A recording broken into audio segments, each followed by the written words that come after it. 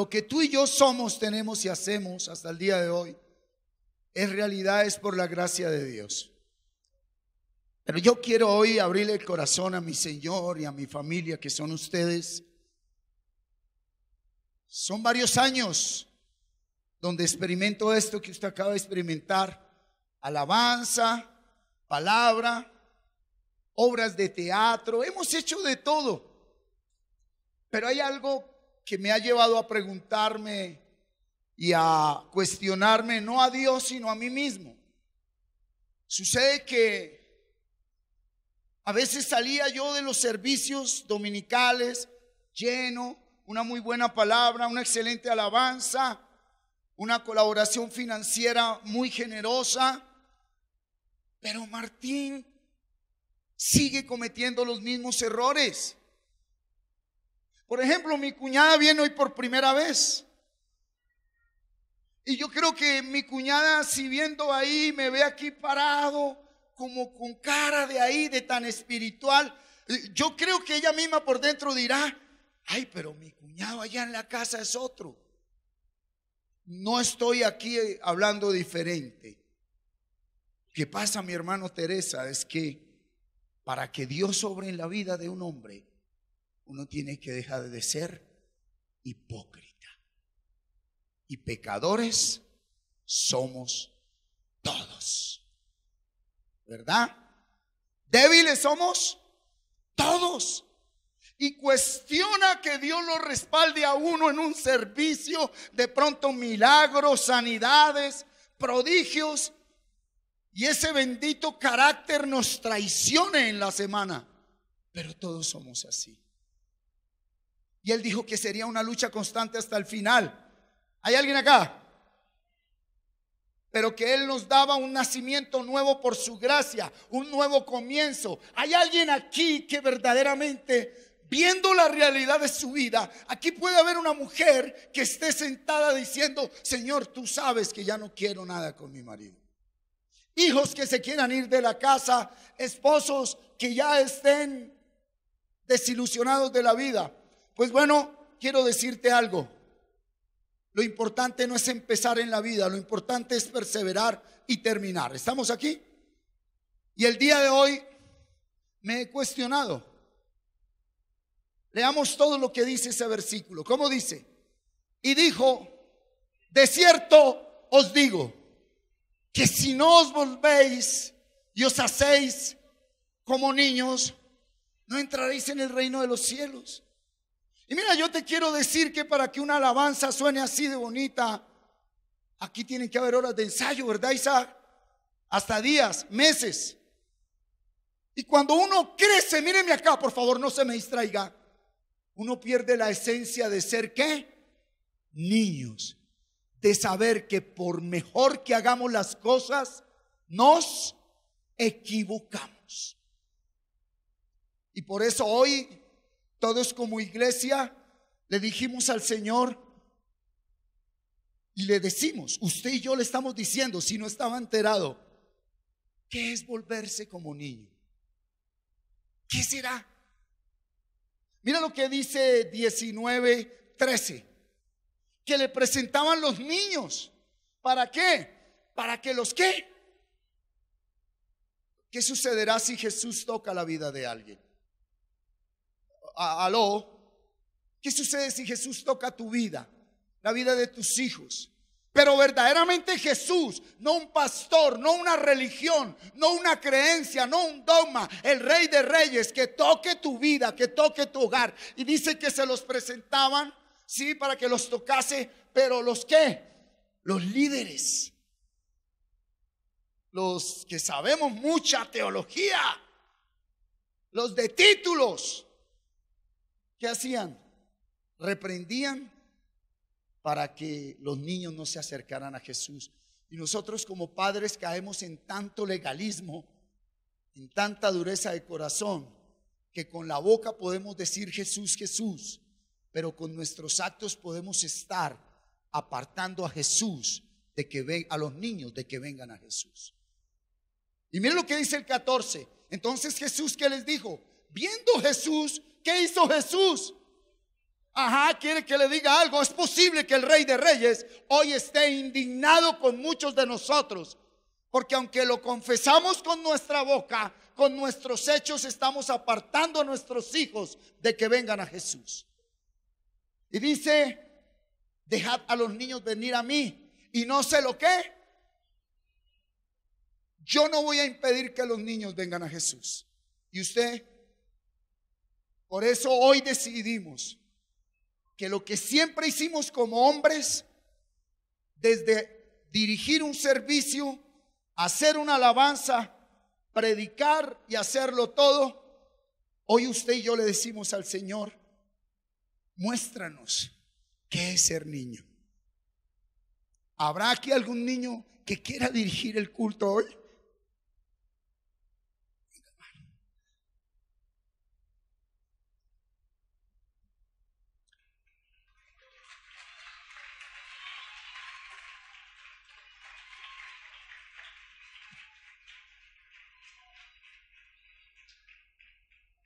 Buenos días a todos. Un saludo a los que están aquí presentes, los que nos están viendo por la red, allá en todos los lugares del mundo. Pues como siempre, pues siempre debemos obedecer la palabra y hacer lo que Dios nos pide, que siempre obedecerlo. Les decía que la consecuencia de la sociedad, la delincuencia, drogadicción, satanismo, escúchame esto, homosexualismo y lesbianismo, no nacieron en cartillas hechas por una senadora o por un gobierno, no. El homosexualismo y el lesbianismo existe desde Sodoma y Gomorra, dice la Biblia. Yo te voy a decir algo. ¿Sabes dónde nace un homosexual y una lesbiana? En casa. ¿Tú sabes dónde nace un drogadicto? En casa.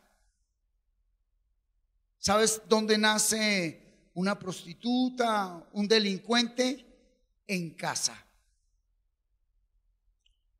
Porque no sé ustedes, pero mi generación, yo tengo 52 años de edad, cuando fui niño me educaron con todo menos con los principios bíblicos de la palabra de Dios. Por eso en esta mañana debemos ser enseñados por la palabra de Dios de cómo educar a los hijos. Y si aprovechamos la misericordia de Dios, es posible que terminemos la vida habiendo corregido y viendo la gracia y la gloria de Dios. ¿Está de acuerdo? Pero no hay excusa para que nosotros como padres le dejemos a nuestros hijos un camino de pecado y de perdición. Primero, por creer en dioses que no son dioses. Y segundo, por vivir una vida de pecado. Todo lo que el hombre sembrare, eso segará. Pero hay una nueva oportunidad. La palabra de Dios enseña radicalmente, dijo Pablo: no permito que la mujer enseñe en la congregación. Porque no fue el hombre el que fue engañado, sino la mujer la que fue engañada por Satanás. Muchos sociólogos dicen que Pablo era un machista. Hay un trasfondo. Pero más adelante en otra carta dijo: la mujer es partícipe si está sujeta y sumisa a un varón alineado delante de Dios.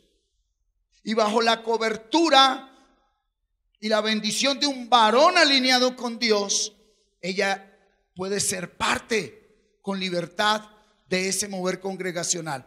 Para muchos dirán: ¿cuántos aquí fuimos a misa alguna vez? ¿Alguien ha ido? Fuimos a misa. Yo crecí en el evangelio con un sacerdote católico y el evangelio nunca se trató de salirse de misa para venirse a culto. Dios nunca dijo: deje de ir a misa y véngase a culto. Es mentira de aquellos que nunca entendieron el evangelio. Porque tanto en los católicos como en los llamados evangélicos hay errores grandes. ¿Cuál error? No respetar la palabra de Dios y ponerla en práctica. Por eso en esta mañana, bajo el orden de que sea el Señor enseñándonos a través de su palabra y de sus niños, quiero llamar a este lugar a mi hija. para que ella en sus apenas 18 años de edad no nos enseñe como tal, sino que nos comparta bíblicamente desde su realidad como hija, qué es lo que como padres nosotros debemos hacer. Por eso me hago a un lado como pastor, porque el error más grande muchas veces de un padre es no querer oír lo que los hijos nos dicen en ese lenguaje tan sencillo. Buenos días para todos. Bueno, pues la cara de muchos es la hija del pastor. Vamos a ver si se extiende igual que el pastor, si grita igual que el pastor. Pero pues el propósito principal no es venir a enseñar o venir a decirles que sean o que hagan lo que mis papás hicieron con mi hermano y conmigo, sino es en un ejemplo de sujeción y de obediencia que para muchos aquí es obvio. O sea, nos han visto a mi hermano y a mí crecer, ir a la universidad, estudiar, poder hacer un llamado a eso, a que los padres tienen que ser de ejemplo a los hijos. Entonces, para eso el tema de hoy es paternidad. El título, ¿cómo formar la herencia de Dios? Y como cita base, por favor, acompáñenme al Salmo 127, versículo 3 al 5, en versión Dios habla hoy. Los hijos que nos nacen son ricas bendiciones del Señor. Los hijos que nos nacen en la juventud son como flechas en manos de un guerrero. Feliz el hombre que tiene muchas flechas como esas. No será avergonzado por sus enemigos cuando se defienda de ellos ante los jueces. Amén. Pues como muchos saben, yo estudio sociología, que es una carrera pues de muchos conceptos en el cual nos enseñan a interpretar la sociedad. A lo largo pues de mi crecimiento como profesional me he dado cuenta que el núcleo principal de la sociedad es la familia. Y en un análisis que estuve haciendo hace un tiempo, encontramos que solamente el 11% de las familias colombianas son nucleares. ¿Qué es una familia nuclear? Conformada por papá, mamá, hijos, abuelos. O sea que el núcleo principal es papá, mamá e hijos. Entonces, pues yo muy alarmada le contaba a mis papás que, o sea, ¿cómo se está perdiendo eso? Entonces encontré que hay una nueva línea en la que los jóvenes se incluyen, que son los millennials y centennials. Y son líneas en las que los jóvenes ya no quieren tener hijos porque simplemente quieren viajar, hacer doctorado, postdoctorado y todo lo que siga después del doctorado y llenarse de plata, y prefieren tener un perro o un gato en lugar de seguir con el núcleo principal de la sociedad, que es la familia. ¿Y eso a qué se debe? A que los papás lo influyen a uno a eso. Cuando yo decidí que estudiar, mis papás solo me dijeron, haga lo que a usted la hace feliz. Yo nunca escuché a ellos decirme, haga lo que dé plata. Mi mamá nunca me dijo, estudie medicina porque eso aquí en Colombia da 20, 30 millones. No, realmente hay que hacer lo que a uno le apasiona y lo hace feliz. Y el problema de los padres hoy en día, y yo tengo casos muy cercanos en la universidad, es que los papás mandan a los hijos a estudiar carreras que dan plata. Entonces son estudiantes infelices. Si llegan a la universidad porque les toca, y adoptan un perro y tienen doctorado y tienen mucha plata, pero nunca supieron para qué era la vida. Entonces eso es lo alarmante hoy en día. Para eso quiero, pues hice como una línea. En la primera parte es bíblico tener hijos, entonces por eso vamos a ver por qué Dios nos mandó a tener hijos. Y para eso vamos a ir a Génesis 1:26. Entonces dijo Dios, hagamos al hombre a nuestra imagen, conforme a nuestra semejanza, y señoree en los peces del mar, en las aves del cielo, en las bestias, en toda la tierra y en todo animal que se arrastra sobre la tierra. Y creó Dios a su imagen, a imagen de Dios lo creó, varón y hembra los creó. Y los bendijo Dios y les dijo, fructificad y multiplicaos, llenad la tierra y sojuzgadla, y señoread en los peces del mar, en las aves de los cielos y en todas las bestias que se muevan sobre la tierra. Bueno, creo que está más que claro cuál es el diseño y el mandato de Dios. Entonces no hacerlo incurriría en desobediencia. de muchas personas y muchos teólogos afirman que Dios después destruyó la tierra con el diluvio de Noé, y claramente eso pasó unos capítulos más adelante. Cuando manda el diluvio, Dios solo permite que 8 personas suban al arca, que son Noé, su esposa, sus hijos y sus nueras. ¿Y por qué permitiría Dios que subiera una familia entera? Porque el mandato de Él es fructificad y multiplicad y llenar la tierra. Pues si no tenemos hijos biológicos, que es lo que está pasando ahora con el homosexualismo y el lesbianismo, que buscan adoptar hijos, pero que eso es abominable a los ojos de Dios porque no pueden tener hijos biológicamente, entonces incurren en la desobediencia al Padre cuando nos mandó a llenar la tierra. Y Él no solo mandó a llenar la tierra de hijos biológicos, también mandó a que demos el evangelio y tener hijos espirituales. Bueno, y como segundo punto, es importante saber por qué tener hijos. O sea, yo me he hecho esa pregunta, como hay una sobrepoblación mundial, no hay agua, no hay recursos naturales, ¿para qué traer más hijos al mundo, como lo mal llamado a sufrir? Entonces, para eso vamos a ver Proverbios 17:6. Bíblicamente, procrear es un mandato, y científicamente, ¿cómo se preserva pues la humanidad? De generación en generación. Por eso dice, corona de los viejos son los nietos, y la honra de los hijos, sus padres. Si ustedes no tienen nietos, entonces no tendrían corona, entonces estaríamos sin honra, sin bendición, sin la misericordia del Señor. Por eso tener hijos, a veces yo he escuchado casos que dicen, uy, es que mis abuelos tenían 15, 16 hijos, ¿cómo hacían para mantenerlos? Y ahora la gente tiene 1 y 2 hijos y ya se enredan. Y entonces yo digo como, Dios, entonces, ¿qué está pasando? ¿Qué está pasando con la sociedad realmente? ¿Hacia dónde vamos? Porque este camino es arduo y científicamente hay una sobrepoblación mundial. Pero el hecho no es traer más hijos a sufrir, el hecho es saber por qué traer hijos y para qué traerlos. Pero ¿cómo hacen los padres para que un hijo alcance la cima del éxito? El ejemplo. El ejemplo es lo más importante. Como les contaba, hace unos meses leía un análisis sociológico acerca de cómo estaban compuestas las familias y ahí hablaba de tendencias. Entonces, ¿qué son las tendencias? En Colombia, a un padre alcohólico tiene un hijo alcohólico y seguramente tendrá un nieto alcohólico. Un padre exitoso seguramente tendrá un hijo exitoso y un nieto exitoso. Y algo muy curioso del libro decía, ¿usted quiere saber cómo será su esposo en unos años? Entonces, pues yo, uy, sí, obvio. ¿Cómo va a ser mi esposo en unos años? Entonces decía, mira a su suegro. Su suegro es la legítima cara de cómo será su esposo cuando esté casada con usted, cómo será como padre, cómo será como abuelo. Entonces es eso, la reproducción que se está dando. Entonces, como padres, ¿qué les estamos enseñando a los hijos? En mi casa, y mis padres aquí presentes lo pueden decir, nunca nos han prohibido nada, absolutamente nada. Pero nos han formado tan bien que yo sé hasta dónde llegan mis límites. Claramente la vida no es una lista, no es como carrera, check, esposo, check, hijos, check. La vida es para hacer uno lo que Dios le ha mandado, cumplir el proyecto de vida que Él ha puesto.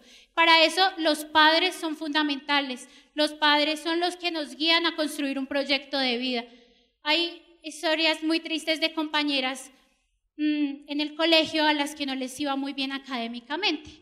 ¿Por qué? Porque los papás no crean esa confianza entre hijo y padre, sino que todo es una orden, es el alterno, el subordinado, el que tiene que obedecer, el que tiene que hacer, y no es así. Como padres deben darnos la confianza para nosotros poder abrirnos a ustedes. Mi mejor amiga es mi mamá, ella sabe a mí quién me gusta, quién me escribe, quién hace, quién llama, todo, porque es que esa es la confianza que ellos me han dado. En cambio, una persona externa no viene a hacer bien a mi vida, solamente viene a hacer daño. Uno muchas veces le abre corazón a personas que no debe y terminan fallándole a uno, y eso es una sorpresa muy grande. ¿Por qué? Porque como hijos, y eso para todos los niños, no confiamos en nuestros verdaderos amigos. Nuestros padres son los únicos que no quieren hacernos daño en la vida. Y para esto vamos a ir a Josué 24:15. Si mal os parece servir a Jehová, escogeos hoy a quien sirváis, si a los dioses a quienes sirvieron vuestros padres cuando estuvieron al otro lado del río, o a los dioses de los amorreos en cuya tierra habitáis, pero yo y mi casa serviremos a Jehová. Tal vez el famoso dicho de hijo de tigre sale pintado se reproduzca muchas veces, y es verdad. En estos días, cuando estaba pidiéndole revelación a Dios de qué era lo que Él quería que yo dijera en púlpito, Él me decía como, bueno, las familias están perdiendo eso, el altar familiar, la esencia. No es solo el papá el que tiene que venir al culto, no es solo la mamá la que tiene que venir al culto, y no es venir a un culto, es orar en familia. En mi casa nos han enseñado que antes de salir los 4 como familia debemos proclamar los 5 o 6 salmos que vamos aprendiendo, y eso es algo que así mis papás no estén o cuando no estén, yo lo haré con mi familia, porque es lo que aprendemos, porque yo y mi casa serviremos a Jehová. Algo que es muy curioso hoy en día y es cómo el avance tecnológico ha desplazado a las familias, y los padres ahora cuidan más al celular que a los hijos. Es muy curioso porque yo creo que muchos niños quisieran decirle, papi, cárgame de energía, igual que estás pendiente de cargar tu celular de energía. O sea, papi, ojo, me caigo, así como tú estás pendiente de que tu celular no se caiga. O papi, llora cuando tu celular se cae, así como cuando yo pierdo una materia. Pero eso no les importa a los papás viven más pendientes de que el celular tenga energía, de poder comunicarse, de que el celular le avise el negocio, pero no están pendientes de su negocio más importante. Los hijos son ese fruto que Dios nos dio y es ese ejemplo que debemos llevar, y Dios va a pedir cuentas. Dios va a pedir cuentas de los hijos. Si les dieron 1, 2, 3, 4, 5, bueno, los hijos que Dios haya querido darles, es porque también les dio la sabiduría para formarlos. Pero hay padres que no quieren utilizar esa sabiduría de una manera adecuada. Hay padres que prefieren que sus hijos tengan plata para que cuando ellos estén ancianos los mantengan. Y esa no es la función de un hijo. Realmente uno como hijo debe honrar a padre y a madre, pero no mantenerlos. Porque entonces nos mantienen toda la vida y entonces esto es un negocio. Usted me mantiene y yo lo mantengo. ¿No? Tenemos que dar ese ejemplo de que los hijos, así como nosotros los cuidamos, cuando ellos estén grandes los van a honrar, los van a respetar y claramente les van a ayudar cuando ustedes lo necesiten. Bueno, y la tercera pregunta que me planteaba es, ¿cuál es la edad correcta para tener hijos? Pues bíblicamente estuve mirando a ver Dios en qué momento mandaba al hombre o a la mujer a tener hijos. Y bíblicamente no hay ninguna cita que lo explique explícitamente, pero sí después de unir a Adán y a Eva, después de darle idonia a Adán, ¿cuál es el momento preciso para tener hijos? Después de que hay un nacimiento nuevo, cuando está la función paternal y maternal. No es como, ay, voy a ser madre soltera, me voy a inseminar porque es que a mí eso de casarme no me suena. No, Dios mandó a que sea padre y madre formando a un hijo. Muchas veces la falta del padre suele reproducir conductas, o de la madre suele reproducir conductas pecaminosas en los hijos, porque buscan vacíos afectivos en personas que no deben. Una tendencia que es muy clara es hijos de hogares nucleares se casan con hijos de hogares nucleares, hijos de hogares disfuncionales se suelen casar con hijos de hogares disfuncionales. Claramente las teorías se equivocan y están los porcentajes que no pasan, pero es ver eso, es esa reproducción. No, yo no estuve en mi hogar, entonces mi hijo no va a buscar cariño en una persona que tampoco tuvo hogar, entonces va a haber otro hogar que no va a ser hogar. Entonces es como entender que no estamos aquí con una función de solamente darles de comer. O sea, yo no creo que ninguno de estos niños quiera darles de comer, o sea, lo necesitan claramente, colegio, estudio, todas las cosas, pero no es solo eso. Incluso, pues, a veces yo creo que los niños pasan más tiempo de calidad en sus colegios, con sus profesoras, incluso aquí con nosotras las maestras, 2 o 3 horas, que el tiempo que pasan de calidad con sus padres en casa. Porque es que pasar tiempo de calidad no es sentarse todos frente a un televisor a canalear. Eso no es tiempo de calidad para nadie. Un tiempo de calidad es poder salir al parque, así sea sentarse y a contar anécdotas. Entonces es eso, poder pasar tiempo de calidad con los hijos, con la familia, con los sobrinos, con los nietos. No es solo tarea de los padres, también es tarea de las otras personas que acompañan la formación de un niño. Bueno, muchas veces como jóvenes, o pues antes de tener hijos, y muchas veces no se preguntan eso porque no tienen conciencia, entonces traen hijos desordenados al mundo, en intimidad mal, o sea, cosas que no deben ser conforme al corazón de Dios. Pero yo sí me preguntaba hace unos días como, Dios, ¿en qué momento debo tener hijos? ¿Y qué debo hacer mientras me caso? Porque es muy importante eso, o sea, no es como, no, mientras me caso, entonces salgo con uno, salgo con el otro, mientras encuentro al que es, beso a este, mientras encuentro al que es, este tiene los ojos más bonitos que me gustan más para mis hijos, este tiene el apellido más bonito para mis hijos. Eso no es lo que uno tiene que hacer mientras espera. Y terminando de responder a esa pregunta, vamos a 1 de Timoteo 4, del 11 al 16. Y Jesús manda, dice, esto manda y enseña. Ninguno tenga en poco tu juventud, sino sé ejemplo de los creyentes en palabra, conducta, amor, espíritu, fe y pureza. Entre tanto que voy, ocúpate en la lectura de exhortación y la enseñanza. ¿Qué toca hacer mientras Dios nos manda hijos? Ocuparnos de las cosas del Señor, ocuparnos de estar conectados con Él, también ocuparnos de formarnos, de tener un proyecto de vida. O sea, es como, el proyecto de vida no es una lista de funciones, no es como, primero vas al colegio, te gradúas, vas a la universidad, te gradúas, haces la maestría, te gradúas, ahí consigues a uno que sea igual de máster a ti, te casas, tienen 2 hijos, un perro, un gato, un carro, un apartamento y ya. Eso no es proyecto de vida. Proyecto de vida es sentir la satisfacción de que me case, con el que Dios mande, Dios esté siempre en mi hogar y esté siempre en la santidad de mis hijos. Eso es un proyecto de vida. Así uno no tenga carrera profesional, así uno sea máster, así no sea doctor, así no tenga millones, así no vivan los rosales, que Dios esté siempre presente en la vida de uno, en la vida de sus hijos, de su familia y de sus generaciones. Y mi oración siempre es una, Señor, que mis hijos y mis generaciones tengan la misma pasión que yo tengo para adorar y alabar tu nombre. Entonces eso es muy importante, que como jóvenes y pues ya los padres les inculquen a los hijos que no hay un tiempo de tener hijos. No es como, a los 18 ya se está quedando, a los 30, ya se está quedando del bus, le dicen a uno, ya tiene carrera, ya tenga hijos que se está quedando. No, esto no es una lista, esto no es de afán. Hay que esperar y en el tiempo en que Dios lo mande, después de que yo me ocupe de las cosas de mi Señor, Él se ocupará de mis cosas. Bueno, y ahora pues vamos al centro de esta palabra, que es la tarea de disciplinar y formar a los hijos. Los niños que ven ahí comparten con nosotras las maestras 2 o 3 horas, cuando mi papá se extiende mucho 4 y hasta 5 horas en el tiempo del ministerio infantil. Por lo tanto, uno ya sabe cómo son, los conoce, qué les gusta, qué no les gusta, cómo regañarlos, cómo corregirlos. Y hay muchas cartas de presentación de los padres que uno dice, uy Dios, si así son los papás en la casa, santísimo. Porque hay unos, así como hay niños inquietos, hay niños inteligentes, hay niños, todos son niños y ellos solamente hacen lo que sus papás les han enseñado a hacer. Entonces, vamos a mirar qué significa disciplinar.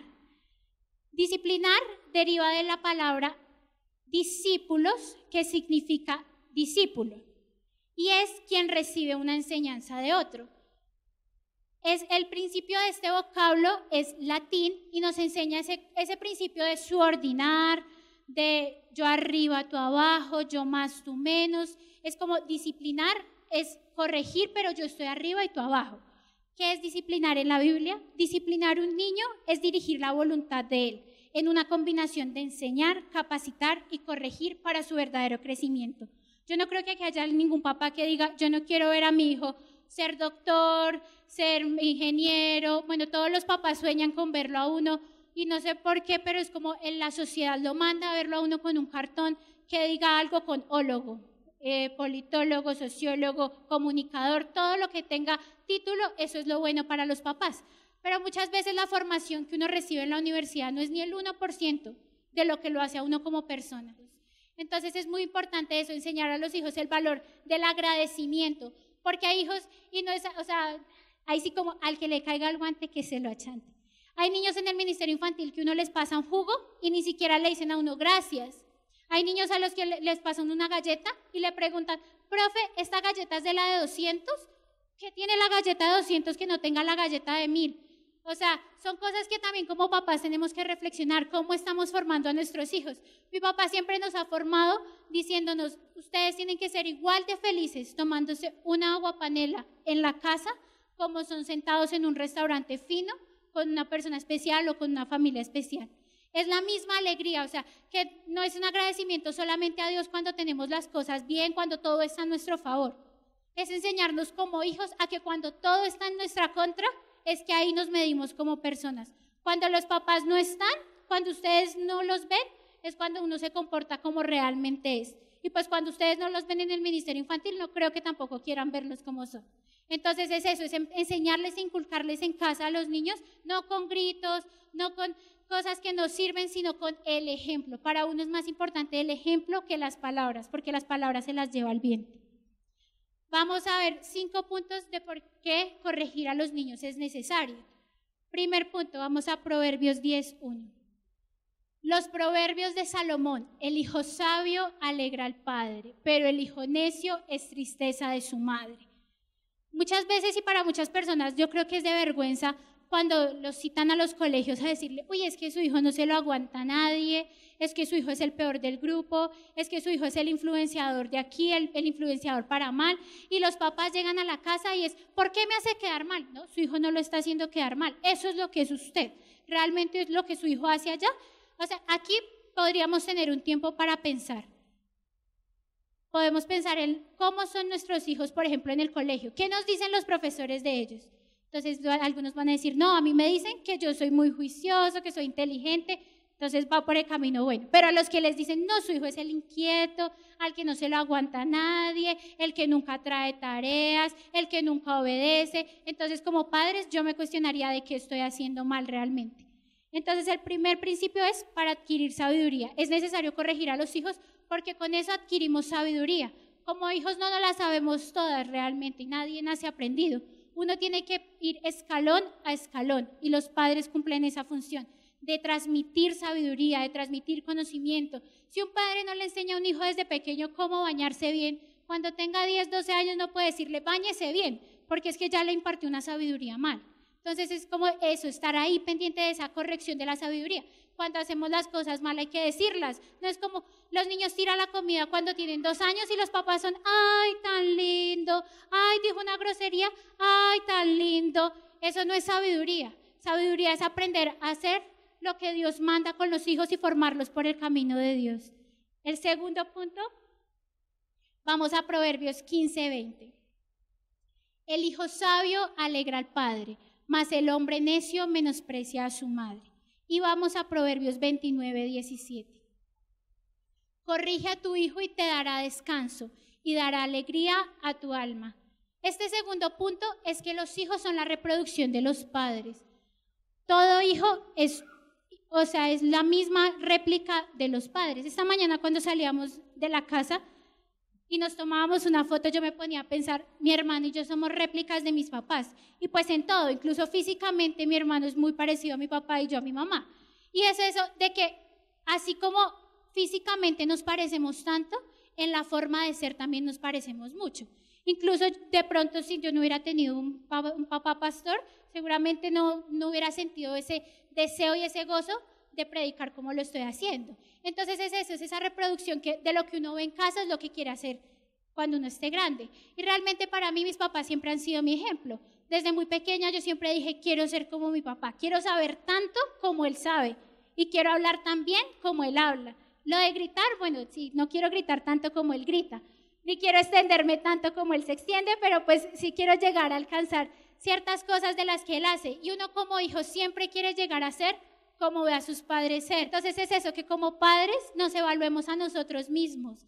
Es como no es culpa del hijo y no es culpa del cónyuge tampoco. No es como siempre que hay una pelea entre los hijos, entre los padres, el hijo es el más afectado. Porque uno como hijo siempre está ahí, entonces si el papá se peleó con la mamá viene a decirle a uno, no, es que su papá es un malo, su papá es el borracho de la casa, por su culpa de su papá es que nosotros estamos aquí, si yo me hubiera casado con el médico, entonces estaríamos viviendo en otro lado. Eso es lo que más lo afecta a uno como hijo y genera miedos. Uno no quiere tener un hogar como el que veo, como el que está creciendo. Si uno ve un padre maltratador, si uno ve un padre alcohólico o ve una madre que es celosa, uno no quiere casarse, porque ¿cómo va a querer uno tener hijos? Uno no va a querer para sus hijos lo que ha visto en casa. Entonces eso es muy importante, que cuando haya una discusión entre padres, los hijos no sean involucrados en las discusiones. El tercer punto está en Proverbios 17:25. El hijo necio es pesadumbre.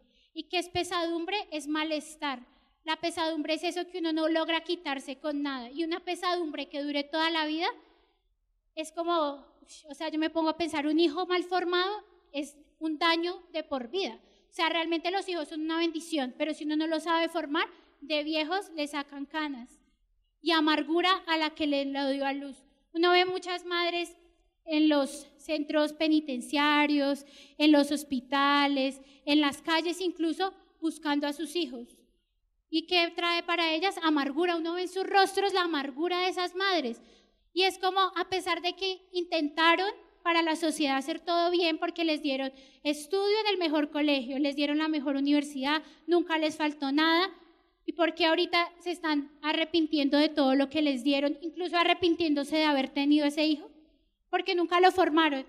Entonces, si usted hoy está sufriendo amargura por sus hijos, no es culpa de sus hijos, no es culpa de que su hijo sea un alcohólico, no es culpa de que su hijo sea un drogadicto, es culpa suya, que cuando estaba en esa edad como en la que están ellos, no los enseñaron a respetar, no los enseñaron a escuchar, no los enseñaron a estar sujetos en obediencia a la autoridad. El punto número 4 está en Proverbios 13:24. El que detiene el castigo a su hijo aborrece, mas el que lo ama desde temprano lo corrige. Ahí es muy importante algo, porque para los padres de hoy en día corregir es coger a chancletazos, es coger la correa y acabarlos a correa, es gritarlos y decirle usted es un bruto que no sirve para nada, a usted en el colegio le va mal porque usted va al colegio a mamar gallo, y realmente no están corrigiendo a los niños, lo que están es creándoles vacíos afectivos que van a querer llenar en un futuro con algo o con alguien. Entonces es ahí donde tenemos que aprender que el que detiene el castigo aborrece a su hijo. O sea, no es detener el castigo, no es como, ay, esta se la paso y a la próxima sí le digo. Es que es lindo, como le fue bien en el colegio, pasémosle que diga esa grosería. Desde pequeños, desde que están aquí tenemos niños muy pequeños, hay que empezar a corregirles y a enseñarles. Algo muy importante, y aquí es donde podemos ver incluso cómo son los padres en casa. Por ejemplo, volteen a mirar a los niños. Hay unos que no me han quitado la vista de encima en todo el tiempo y han estado muy atentos. Y pues uno mira a los padres y uno dice sí, pero hay otros que no han dejado de hablar en todo el servicio. Y así es tal cual es en el ministerio infantil. Y uno ve a los padres y tal cual están haciendo ahí sentados, hablando con el de al lado, hablándole al cónyuge, diciendo, esto no me gustó, esto no es así. Entonces yo digo, ya sé por qué los niños son así. Cuando están en el ministerio y dicen, ay, profe, es que eso no me gusta a mí, deme otra cosa.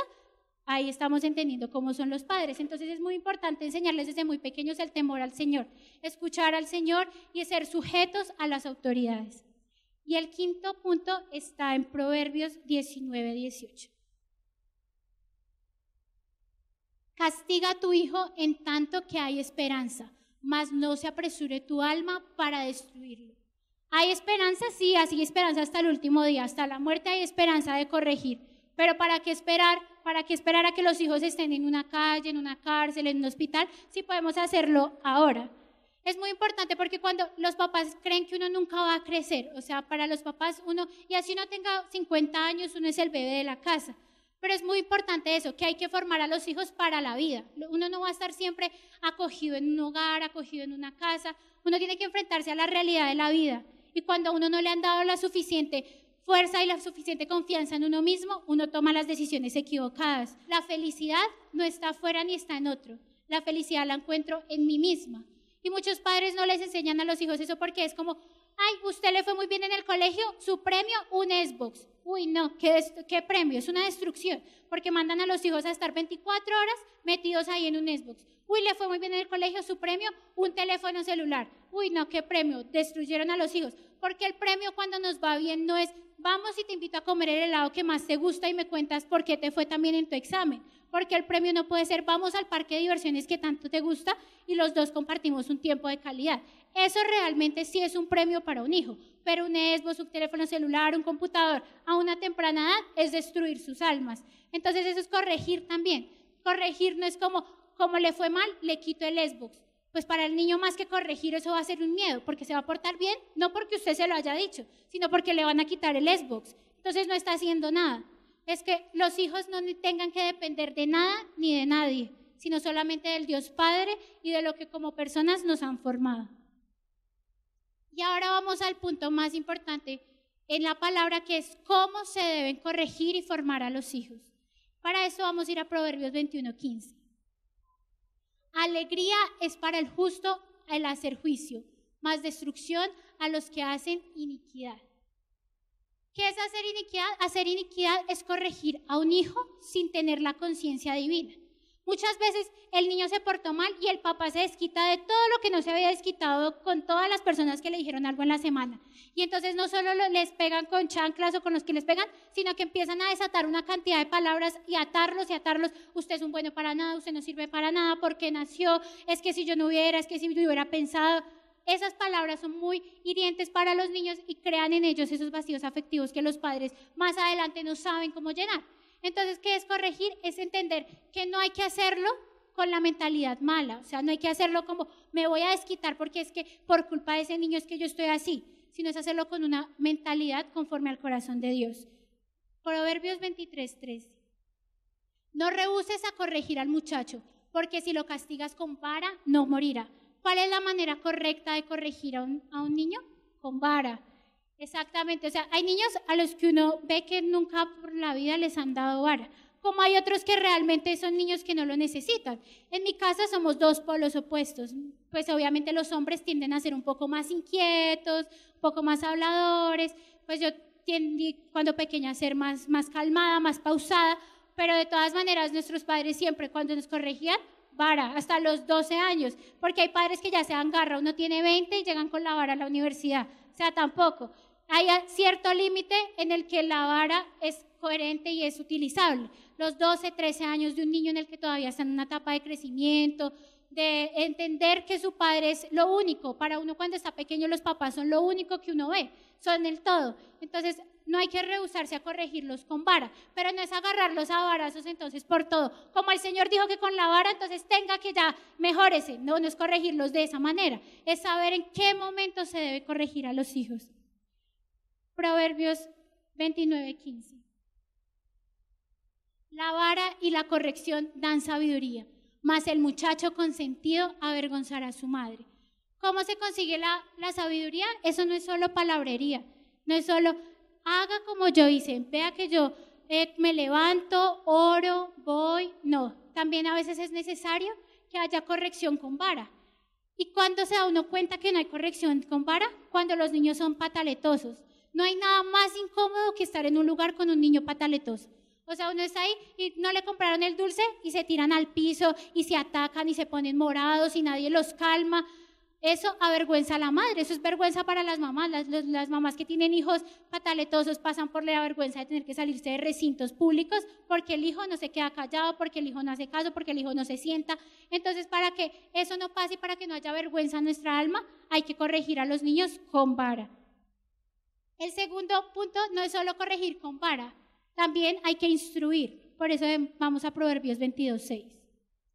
Instruye al niño en su camino y aun cuando fuere viejo no se apartará de él. No es solo decir y no es solo pegarle cuando se comporta mal, es instruir. A veces uno no se da cuenta que hace las cosas mal y pues incluso de grande a uno le pasa, uno no sabe que está haciendo algo mal y a veces es necesario que le digan a uno, oiga, está haciendo esta cosa mal, cambie. Pero no solo cambie, mire cómo yo lo hago y hágalo usted. Entonces es instruir, es poder enseñarle a los niños. Si los niños son pegados al televisor, por ejemplo, y usted no sabe cómo quitarles el televisor, pues usted no vea televisión por un tiempo y va a ver que su hijo, al ver su ejemplo, se va a instruir y va a saber que la televisión no es tan buena como parece. Y el tercero, que es muy importante, está en Efesios, dice, padres, no provoquéis a ira a vuestros hijos. 6:4. Y vosotros, padres, no provoquéis a ira a vuestros hijos, sino criadlos en disciplina y amonestación del Señor. No hay nada que forme menos a un hijo que la cantaleta. O sea, realmente uno como hijo no se forma como usted no hizo bien y que duren 15 años recordándole a uno que cuando tenía 2 años usted no se comió esa sopa que le hacía bien. O sea, la cantaleta no sirve de nada. Cuando uno llega tarde, que el papá esté ahí, pero si ves, yo le dije que llegara a las 6 y ya son las 6:01 minuto, pero yo le dije, por eso es que está mal, por eso es que no le va bien en la vida. La cantaleta no sirve de nada. Lo que realmente edifica es que lo formen a uno en disciplina y en amonestación del Señor. Porque cuando uno es formado en disciplina y amonestación del Señor, uno puede obedecer a cualquier autoridad. Pero los niños son criados desde pequeños en la mentira, en que pueden comprar a otra persona con dinero. Y por eso es que tenemos políticos corruptos en este país. Porque los padres no los enseñaron que nada se compra con dinero. Todo se puede comprar cuando uno tiene el valor y la confianza en Dios y uno trabaja y con honestidad se gana lo que se gana. Pero cuando los padres compran al policía, compran al vecino, compran esto, compran lo otro de mal forma, eso también es un mensaje para los hijos. Y algo muy importante, y es que uno no le enseña a los hijos cuando está con ellos. Cuando uno no está con los hijos, incluso yo antes de concebirlos estoy sembrando el futuro de ellos. Lo que yo haga hoy con mi vida es lo que seguramente mis hijos harán cuando estén en la universidad. Lo que yo hago cuando no hay nadie a mi alrededor, cuando nadie me ve, donde nadie me conoce, es lo que mis hijos harán en unos años. Y es eso, es poder decirle a Dios que mientras llega el momento en el que tú me des y me regales hijos, yo pueda estar en tu palabra, obedecerte, y que así mismo esté pasando con mi Donio, porque eso no es un trabajo solo de las mamás. O sea, no es solo la mamá la que es avergonzada, no es solo la mamá la que queda mal, el papá también. El papá es la parte fundamental, es el sacerdote de la familia, es la autoridad. Entonces no es solo Dios, dame a mí, sino también pues dale a mi esposo para que él pueda en unos años tener la misma santidad para formar a los hijos que tú nos vayas a dar. Y por último, creo que hay un grave error en todos los padres, y es en realidad en todas las sociedades, pero sobre todo en las iglesias pues creyentes, y es que creemos que con hacer dioses a los hijos, ya, o sea, el niño lloró y todos corremos a donde el niño hizo y todos corremos a lo que hizo. En realidad, hacer dioses a los hijos es la primera puerta a la perdición. Por eso vamos a Marcos 10:29.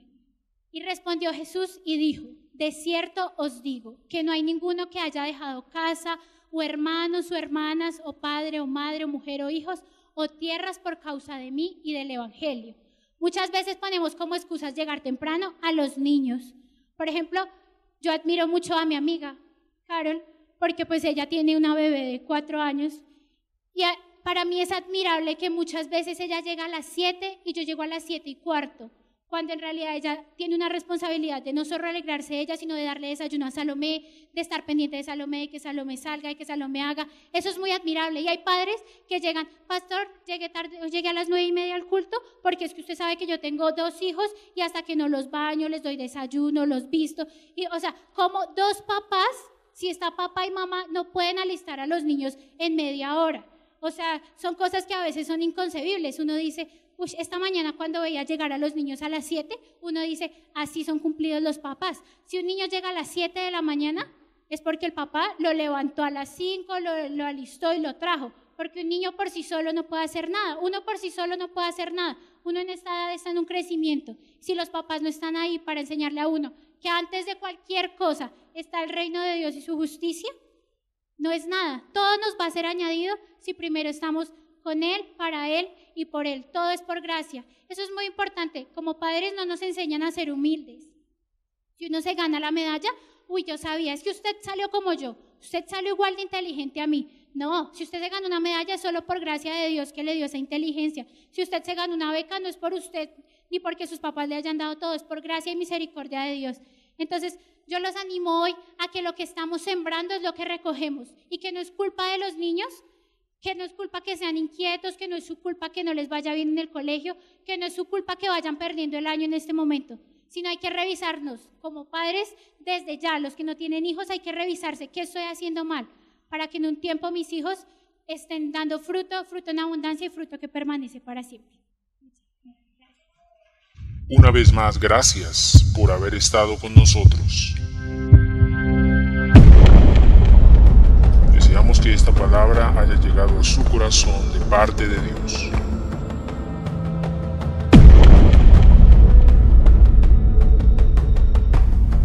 Nos volveremos a ver en una nueva emisión por este mismo canal. Dios les continúe bendiciendo.